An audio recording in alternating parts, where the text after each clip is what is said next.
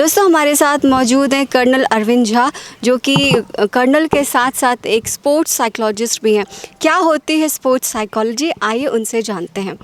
Colonel साहब, सबसे पहले तो आपका स्वागत है। Thank you so much ma'am. और आपसे जानना चाहूँगी, अब तक साइकोलॉजी के बारे में तो बहुत कुछ सुना, लेकिन स्पोर्ट्स साइकोलॉजी ये क्या होता है? ये मतलब this is a very technical and very uncommon term, तो इसके बारे में आप हमें बताएं। मैम, मैं आपको बताऊंगा, जो जैसे आपने साइकोलॉजी के बताया है वो एक मन का स्थिति होता है। जो स्पोर्ट्स साइकोलॉजी से स्पेसिफिक इसलिए होता है कि खिलाड़ी जो है कभी कभी अपना जो परफॉर्मेंस है वो परफॉर्मेंस ग्राउंड पे नहीं दे पाता, या फिर वो अच्छा प्रैक्टिस में करता है और जब कंपटीशन होता है तो उसका परफॉर्मेंस उतना अच्छा नहीं आ पाता है। उसके अंदर कई कई चीज़ें हैं, फैक्टर्स हैं। जैसे कि उसके अंदर उसको सबसे बड़ी बात होती है, उसके अंदर एंजाइटी लेवल बहुत ज़्यादा बढ़ जाता है, कॉन्सेंट्रेशन है, और कई फैक्टर्स हैं जो कि नहीं आ पाते हैं। तो स्पोर्ट्स साइकोलॉजिस्ट के अलग अलग विधियां हैं हमारी। पहले हम करते हैं आइडेंटिफिकेशन करते हैं कि इसमें अलग हमारे पास टेस्ट होते हैं, उसको हम VTS टेस्ट होता है, हमारे पास पेन पेंसिल मेथड टेस्ट होता है। पहले हम इंटरवीन, फिर उसके बाद हम इंटरवीन, आइडेंटिफिकेशन कर लिया, फिर इंटरवीन करते हैं। इंटरवीन करने का मतलब उसको क्या चीज़ की प्रॉब्लम है उसकी बातचीत करके उसके मेरे पास टेस्ट होते हैं। एक ग्राफोलॉजी टेस्ट होता है मैडम, जिसको सिग्नेचर से आपके पता चल जाता है कि आपका क्या है, तो वो टेस्ट होता है। फिर उसके बाद कई ऐसे प्रॉब्लम्स हैं, पर्सनल प्रॉब्लम्स हैं खिलाड़ियों के, और कुछ ऑर्गेनाइजेशनल प्रॉब्लम्स होते हैं वो जो कि बाहर नहीं निकल पाता, और जब कंपटीशन का समय आता है तो उसका परफॉर्मेंस अच्छा नहीं पाता।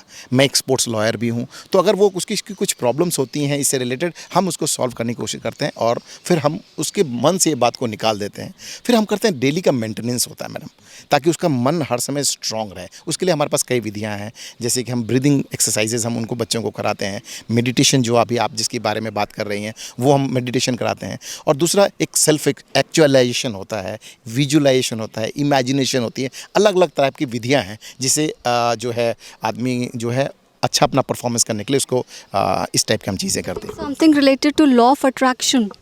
No, it's not law of attraction, it is हम विजुअलाइजेशन, अफर्मेशन की बातें करते हैं। मतलब जो हम यहाँ पे विजुलाइजेशन करते हैं वो हमारे जो अगला का कंपटीशन होने वाला है उसके बारे में हम पहले एक दिन पहले देख लेते हैं कि मेरा अगर ओपोनेंट, मान लीजिए जैसे मैं आपको एग्जांपल दूं, जैसे कॉमनवेल्थ गेम्स में अभी हॉकी का मैच था, तो ऑस्ट्रेलिया स्ट्रॉन्ग टीम है, हम लोग 0-7 से उससे हार गए।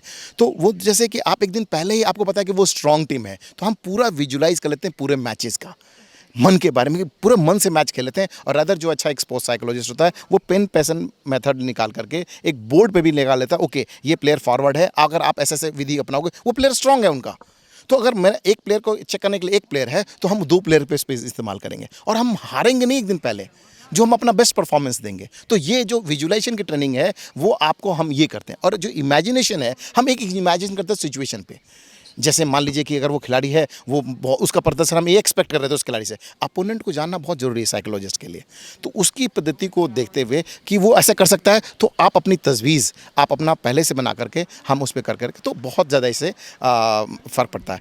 सबसे बढ़िया जो साइकोलॉजी जो लास्ट मोमेंट पे एथलीट से बात करता है, वो बहुत ही अहमियत की बात होती है जो उसके मन में बैठ जाती है। मैं एक जाट रेजिमेंट से रिलेटेड हूँ, और आप जानते हैं कि हरियाणा के और उस तरफ के लोग ज़्यादा स्पोर्ट्स में होते हैं, तो मैं उनकी भाषा में बात कर लेता हूँ। तो जब आप किसी को किसी भाषा में बात कर लेते हैं तो उस आदमी के वो हृदय में चली जाती है। जैसे छोटा सा एग्जांपल है कि जाट में जैसे बोलते हैं ना, अभी ईब लठ गाड़ देंगे। अब इस भाषा को आप कैसे भी इंग्लिश में बोलें वो फीलिंग नहीं आ पाएगी। तो बोला भाई चौधरी एक बार तो लठ गाड़ देनी है, तो वो उसके मन में सीधे डायरेक्ट जाता है और उसके अंदर एक अलग से करंट पैदा होती है और उससे वो कर लेता है। एक तो दूसरा एक और चीज़ जो स्पोर्ट्स साइकोलॉजी ध्यान देता है, ये खाने की पद्धति। सपोज आप मान लीजिए नॉर्थ से हैं तो उनको अलग टाइप का खाना पसंद होता है, जो साउथ इंडियन है उसको ज़्यादा पसंद होता है। तो जैसे अभी जो कोई साउथ इंडियन हमारा एथलीट है, तो वो क्या, जैसे उसको खाने के मतलब पहले जो भी खाना खा रहा है उसको थोड़ा सा आपने इडली डोसा टाइप का कोई आइटम दे दिया, कोई रसम टाइप की दे दी, तो एक ना एक इमोशनल सेटिस्फैक्शन मिलता है खाने से, उसका परफॉर्मेंस जो है और भी आप बढ़ता है। तीसरा सबसे इंपॉर्टेंट रहता है वो किससे बात कर रहा है कंपटीशन के पहले। कई बार क्या होता है वो परिवारजनों से बात किया, वहाँ के गांव को क्या पता है, वो हो सकता है उनको कुछ ऐसी नेगेटिव बात बोल दें कि फ़लाना बीमार पड़ गए या फ़लाना, उससे क्या उसके मन पे असर पड़ सकता है। तो हम इस बात का ध्यान रखते हैं कि कंपटीशन के पहले उससे जो भी बात करे, उसकी फैमिली करे, वाइफ करे या गर्लफ्रेंड करे, तो वो पॉजिटिव टाइप की बातें हों, एनकरेजिंग बात हो, मोटिवेशनल बात हो। कोशिश करते हैं कि कम से कम वो करें।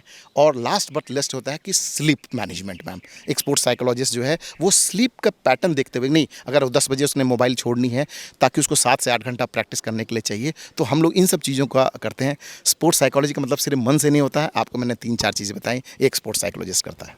Thank you so much sir, Thank you, thank you ma'am. So Thank you, much.